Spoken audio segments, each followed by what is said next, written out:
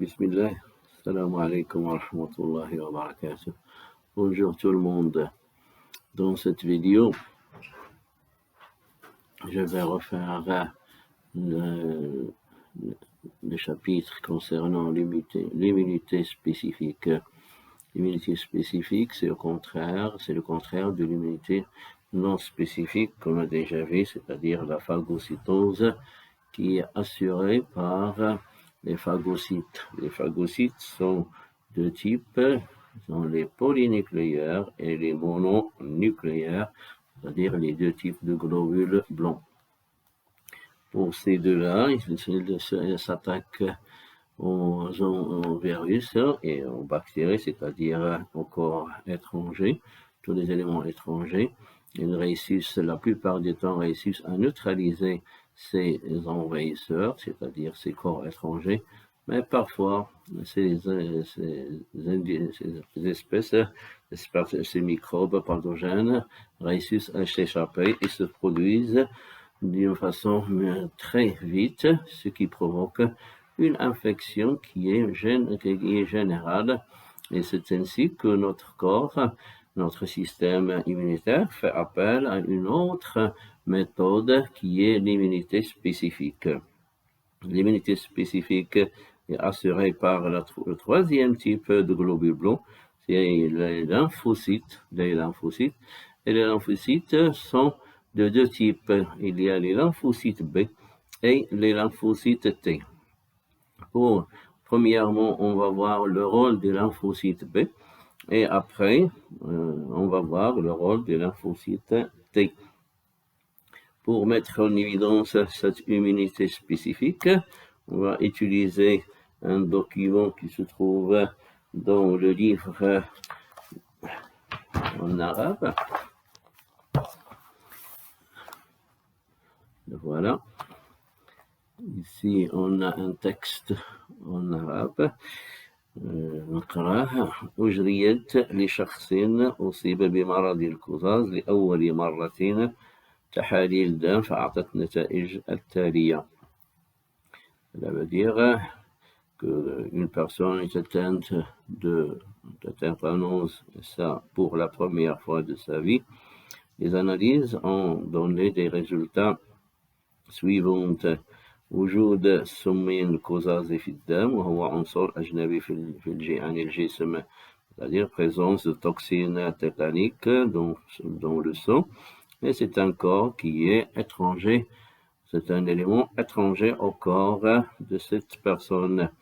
ظهور جزيئات بروتينية في المصل تسمى مضادات الأجسام، présence, apparition des molécules protéiniques dans le plasma qui sont appelés anticorps, les anticorps.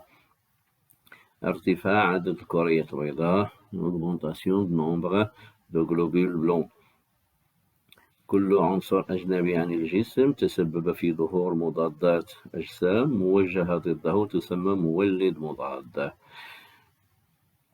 Tout élément étranger du corps qui provoque la production d'anticorps, qui est dirigé, qui est utilisé contre lui, il s'appelle antigène, مولد مضاد antigène.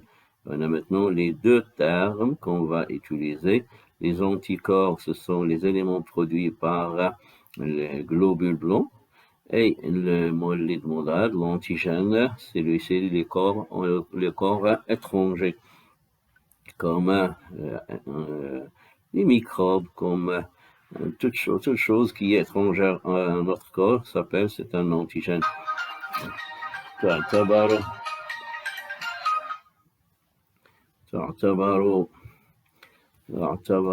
ردة فعل الجسم المتمثل في ارتفاع مضادات الأجسام وارتفاع عدد الكريات البيضاء استجابة مناعتية نوعية. C'est-à-dire, on va considérer que la réaction de notre corps qui est la production des anticorps et l'augmentation des globules blancs est une réaction immunitaire spécifique. Une réponse immunitaire spécifique. Les résultats sont traduits ici par une courbe. ce qu'on voit là, j'ai dit, il y a deux courbes, le rouge qui représente l'évolution de la quantité de toxines tétaniques. L'autre, c'est l'évolution de la quantité d'anticorps. Pour la première, vous voyez, elle est divisée en deux parties. À partir de l'infection, l'infection, jusqu'au 6e jour. Après, il y a un deuxième volet, c'est-à-dire la deuxième partie. Pour celle-là, il y a seulement une partie et c'est débute à partir du 5e jour. La première, c'est une courbe qui est ascendante, qui est croissante, signifie qu'il y a une augmentation de la quantité de toxines. Cette quantité qui au début est égale à 0, en l'absence de toute toxine, mais maintenant, en arrivant au 6e jour, il est devenu une grande quantité. Cela veut dire qu'il y a une augmentation de la quantité de toxines. Pourquoi la quantité augmente? Parce que le nombre de bactéries augmente. Et pourquoi le nombre de bactéries augmente? Parce que ils trouvent les deux facteurs qui sont nécessaires, favorables, qui favorisent de la multiplication. Ce sont la température 35 degrés et la nutrition. C'est pour cela que les bactéries se multiplient très vite et deviennent en grand nombre et sécrètent une quantité qui est croissante. De plus en plus que la bactérie se multiplie, leur nombre augmente et la sécrétion aussi augmente parce que le nombre d'individus de bactéries a augmenté. En arrivant au 6e jour, on voit maintenant que la courbe devient descendante. Signifie quoi? Signifie que la quantité de toxines diminue. Pourquoi la quantité de toxines diminue? Ça peut l'explication la plus facile, c'est que le nombre de bactéries diminue. Ou ça se peut que il y a une annulation, il y a neutralisation de la toxine. C'est pour cela que la quantité diminue. Ici, il y a la courbe concernant la quantité d'anticorps. À partir du 5e, il y a début de production. Cette production augmente parce que la courbe qu'on voit, elle est ascendante, elle est croissante et c'est ainsi qu'on va déduire qu'il y a augmentation de la quantité d'anticorps. Pourquoi il augmente? Parce que il y a une augmentation des leucocytes, c'est-à-dire les globules blancs. Et en particulier, ce sont les lymphocytes B. L'augmentation en nombre produit de plus en plus une quantité plus abondante d'anticorps. La question qu'on se pose, c'est est-ce qu'il y a une relation entre la diminution de la toxine et l'augmentation d'anticorps? Bien sûr, il y a une relation. Une fois commence la production d'anticorps, en même temps, il y a diminution de la quantité de toxines. Pourquoi? Parce que ces anticorps sont produits pour neutraliser la toxine. Et c'est ainsi que les phagocytes vont détruire la toxine. Et c'est ainsi que la quantité va diminuer. Pour cela, maintenant, on a mis en évidence il y a une réaction, il y a une immunité spécifique, et c'est l'intervention des lymphocytes B. Pour mieux comprendre, on va se référer à cette série d'expériences. Ici, on a l'expérience 1. Injection de bacille de la diphtérie. C'est une bactérie, une souris. Cette souris doit être saine, c'est-à-dire elle n'a aucune maladie, mais elle n'est pas immunisée contre la diphtérie. C'est-à-dire la première fois qu'il reçoit des bacilles de la bactérie. Le résultat, c'est que la souris meurt. Comment on va expliquer la mort de la souris? C'est par la toxine. La diphtérie aussi, cette bactérie sécrète aussi la toxine. Et la toxine, c'est une matière qui est très toxique. Et c'est ainsi que la souris meurt. Pourquoi aussi il meurt? On ne peut pas dire qu'il ne possède pas, il n'a pas, mais il faut expliquer les choses telles qu'elles sont. On a injecté les bacilles de diphtérie, cette bactérie sécrète la toxine, et la toxine qui est toxique tue la souris. C'est-à-dire, elle n'a pas eu le temps de réagir envers la bacille de la diphtérie. Deuxième expérience, on a une injection de sérum d'une souris immunisée contre la diphtérie. C'est-à-dire, il y a une autre souris immunisée contre la diphtérie. On prend le sérum c'est-à-dire le plasma, ici le plasma, on va injecter ce plasma à une autre souris qui est saine, mais non immunisée contre la diphtérie. C'est-à-dire, ça ressemble à la souris A. Puis, il y a injection de bacilles de la diphtérie. Le résultat, c'est la souris B ne meurt pas, c'est-à-dire il survit. Comment on va expliquer la survie de la bactérie B? C'est grâce au sérum qui a été injecté avant l'injection de la bacille de la diphtérie. Cet sérum, il contient quelque chose qui a neutralisé la bacille. Ce quelque chose, ce sont les anticorps. Ce sont des anticorps contre la diphtérie. C'est pour cela que les anticorps ont réagi contre et ont neutralisé la bacille de la diphtérie. C'est pour cela qu'ils n'ont pas eu le temps de sécréter la toxine et de tuer la souris B. Il y a peut-être plusieurs explications, c'est-à-dire il y a des anticorps contre la bactérie et des anticorps contre la toxine. De toute façon, peu importe, il y a des anticorps qui ont réagi, qui ont neutralisé la bacille de la diphtérie, et c'est ainsi que la souris B reste en vie. C'est-à-dire cette immunisation fait appel à la production d'anticorps.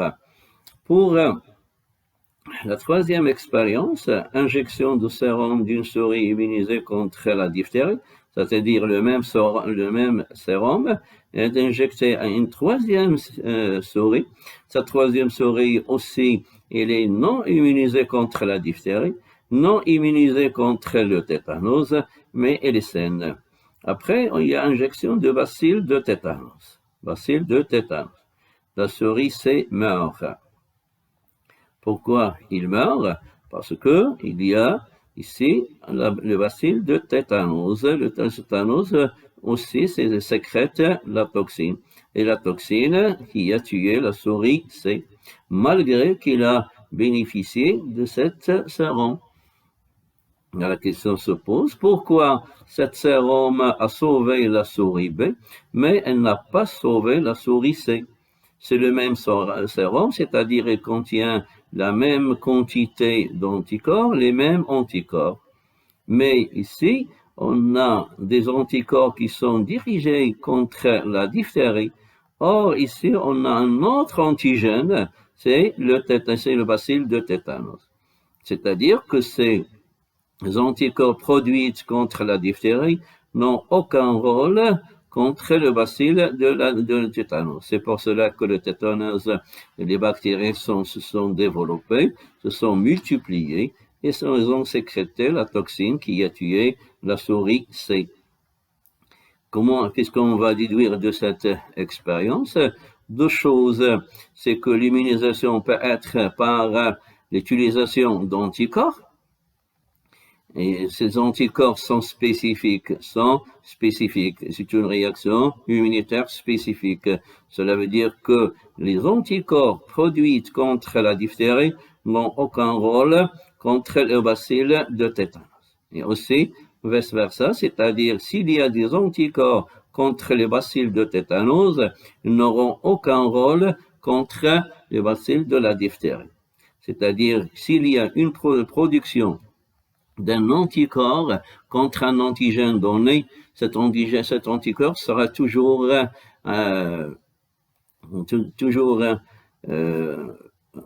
bénéfique, c'est-à-dire qu'il neutralise cet antigène, mais il n'aura aucun rôle contre les autres antigènes. Cette méthode, comment ces anticorps vont être utilisés, voilà l'une des méthodes.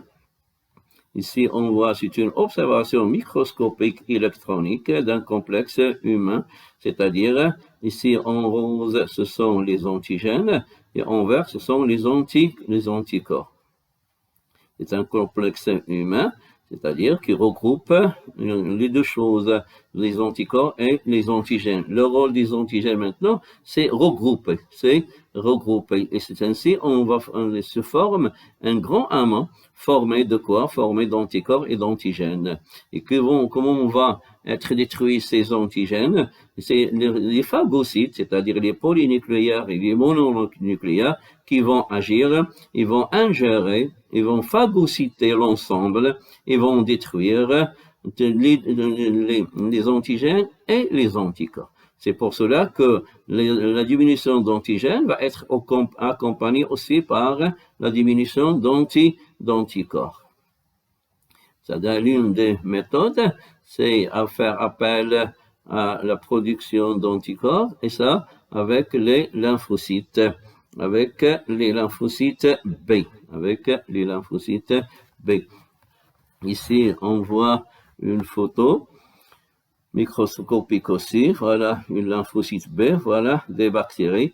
Ici, il y a une reconnaissance, c'est-à-dire que cette lymphocyte reconnaît ces bactéries, ces microbes pathogènes. Et c'est ainsi que va d'éviter la réaction des lymphocytes B. Comment ils vont agir? Ça, c'est la première phase, c'est la phase de reconnaissance. Et cette phase, c'est une reconnaissance qui est directe. C'est-à-dire que cette lymphocyte B a déjà eu connaissance, déjà rencontré ce type de bactéries. Et c'est maintenant, au moins, ce sera le deuxième contact entre cette lymphocyte B et ces bactéries. La réaction qui va débuter par cette phase va se poursuivre par plusieurs étapes. On les voit là. Les étapes de la réponse immunitaire spécifique à médiation humorale, ou bien les étapes de la réponse immunitaire spécifique humorale ou la médiation humorale. Ici, voilà la première phase, c'est-à-dire voilà la lymphocyte B, il y a la reconnaissance. Et cette reconnaissance peut être de deux voies, c'est-à-dire soit une reconnaissance directe, soit une reconnaissance indirecte. Et ça, il y a intervention soit des phagocytes, soit des lymphocytes T4. Voilà la phase de reconnaissance de l'antigène par lymphocyte B. Cela provoque quoi? Voilà, c'est un récepteur, voilà l'antigène. Et l'antigène va être reçu par ces récepteurs qui sont collés sur la membrane cytoplasmique de la lymphocyte B. Ainsi, s'il y a une réaction comme celle-là, et la réaction va continuer, et c'est ainsi qu'il y a une activation. La lymphocyte B est activée par la présence de cet antigène. La première chose, c'est une multiplication. Lymphocyte B se multiplie, c'est-à-dire le nombre va augmenter. L'augmentation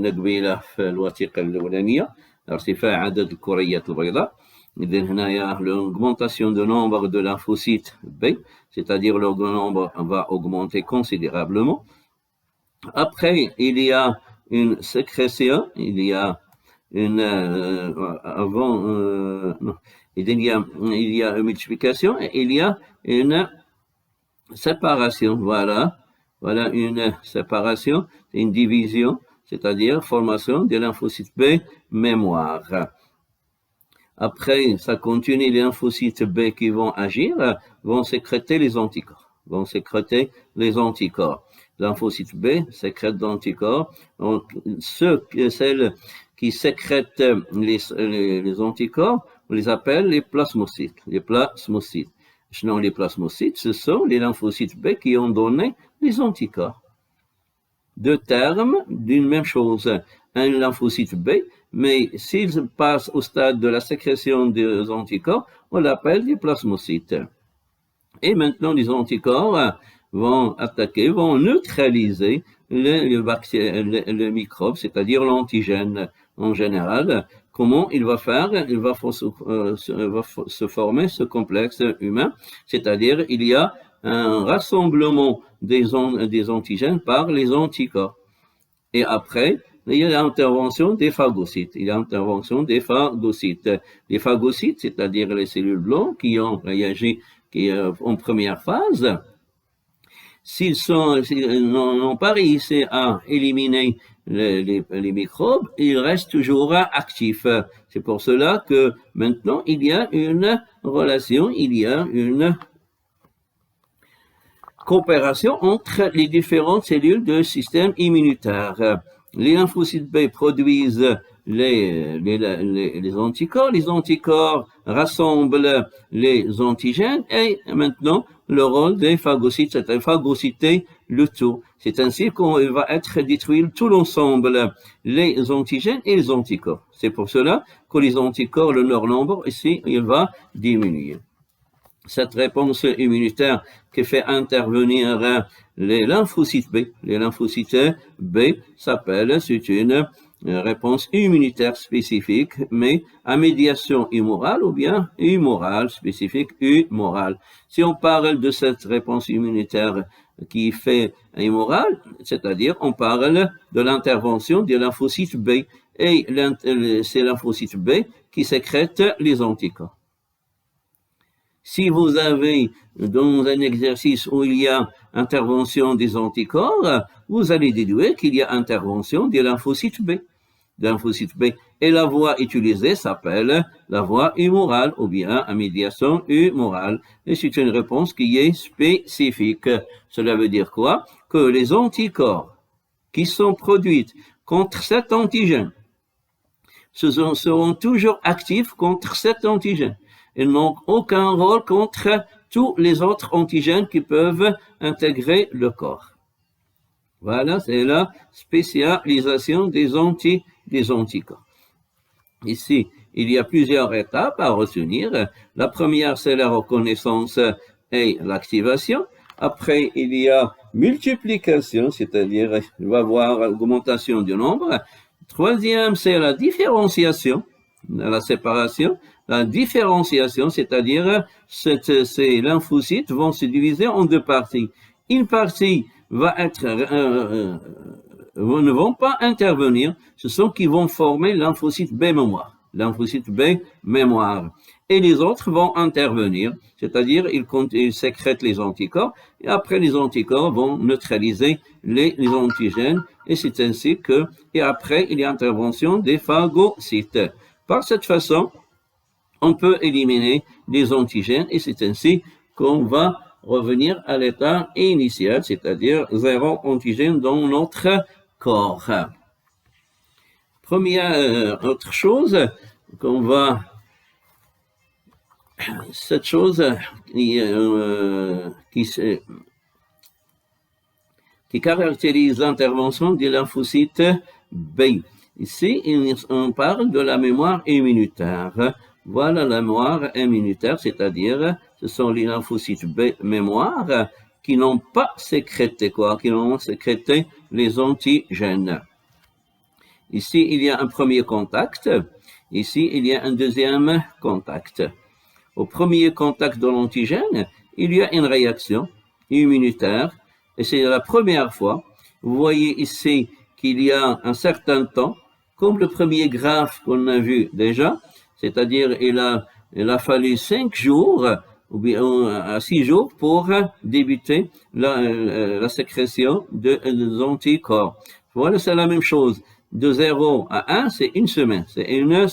C'est-à-dire le début de la sécrétion. c'est le 6e jour. Pendant cette phase-là, qu'est-ce qui se passe? C'est la première fois. Ce qui se passe, ce sont les étapes. Ce sont ces étapes. Il y a reconnaissance, il y a multiplication, il y a différenciation, il y a sécrétion des anticorps. Après, voilà, la quantité augmente. Maintenant, c'est 0. Et voilà la quantité sécrétée pendant le premier contact. Vous voyez bien que la quantité d'anticorps diminue. Pourquoi? Parce que elle a été détruite. Voilà. Ce qu'on a dit il y a un instant, ils vont être détruits, ces anticorps vont être détruits par les phagocytes. Et c'est ainsi qu'on voit que leur nombre diminue. Pour le deuxième contact avec le même antigène. On a une réaction que vous voyez, c'est une courbe qui est plus élevée que l'autre. Cela veut dire quoi? Cela veut dire que la quantité produite lors du deuxième contact, c'est une grande quantité. On va qualifier cette intervention des lymphocytes B, c'est une réaction qui est forte. Forte, c'est quoi? On parle de la quantité. D'anticorps. La quantité d'anticorps produite lors du deuxième contact est supérieure à la première quantité. Cela veut dire qu'il y a une intervention d'un grand nombre de lymphocytes B. C'est quels lymphocytes B qui vont intervenir? Ce sont les lymphocytes B mémoire. C'est-à-dire les lymphocytes qui n'ont pas intervenu lors du premier contact. Et c'est ainsi, en peu de temps, vous voyez, voilà, en peu de temps, qu'est-ce qu'on voit? On voit qu'il y a sécrétion d'une grande quantité. C'est-à-dire, en comparaison avec le premier contact, il a fallu 6 jours. Maintenant, il a fallu c'est 3 jours. C'est-à-dire moins de temps. En général, moins de temps. C'est-à-dire, elle est plus rapide et plus forte. Plus forte, je répète, on parle de la quantité d'anticorps produite. Plus rapide, c'est-à-dire le temps nécessaire pour produire cette grande quantité. Comment on va expliquer cela? C'est que le système immunitaire possède une mémoire. Où est la mémoire? La mémoire, c'est le nombre, ce sont les lymphocytes B qui ont été réservés. Ils n'ont pas sécrété d'anticorps lors du premier contact. S'il y a par exemple un troisième contact, la même chose, on aura quoi? On aura une réaction plus forte, c'est-à-dire la quantité d'anticorps produite lors du troisième contact sera plus grande que la quantité produite lors du deuxième contact. Et aussi, le temps nécessaire pour produire cette grande quantité sera plus réduit, c'est-à-dire inférieur au deuxième temps. Et c'est ainsi qu'on va voir une réaction qui est forte et rapide. Ainsi que autre chose, c'est que cette réaction, c'est-à-dire n'est pas innée, c'est pas comme les phagocytes, c'est une réaction qui est acquise. Comment on va acquérir cette capacité? C'est la multiplication du contact avec le même antigène. Le premier contact, le deuxième, une fois s'il se multiplie ce contact, on aura un système immunitaire qui est très très fort. Pourquoi? Parce que à chaque contact, il va réagir d'une manière plus forte et plus rapide, et c'est ainsi qu'on va acquérir une immunité contre un certain antigène. S'il n'y a pas un contact, soit d'une manière naturelle, c'est-à-dire tomber malade, ou bien la vaccination, par la méthode de la vaccination, on ne peut pas avoir une immunité contre un certain microbe. C'est ainsi qu'on va rester non immunisé. C'est pour cela qu'il y a immunisation naturelle, c'est-à-dire être infection naturelle, ou bien avec la vaccination, comme le cas maintenant de Corona. Il y a cette vaccination. Je termine ici pour que la vidéo sera plus courte, sera plus facile. Inch'Allah, assalamu alaikum wa rahmatullahi wa barakatuh.